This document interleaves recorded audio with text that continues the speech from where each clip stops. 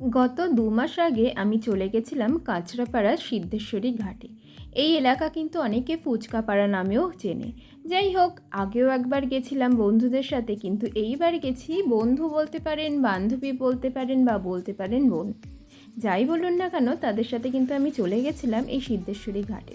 আর এখানে ফুচকাপাড়া যেহেতু নামকরা, সেহেতু এখানে পাপড়ি চাট তো খেতেই হবে।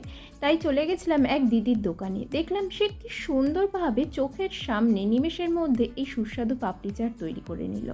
পাপড়ি চাট হলো একটি জনপ্রিয় ভারতীয় খাবার স্ন্যাক্স, বা যা মূলত পাঁপড়, টক দই, মিষ্টি চাটনি এবং বিভিন্ন রকম মশলার সাথে পরিবেশন করা হয়। চোখের নিমেষেই তৈরি হয়ে গেল।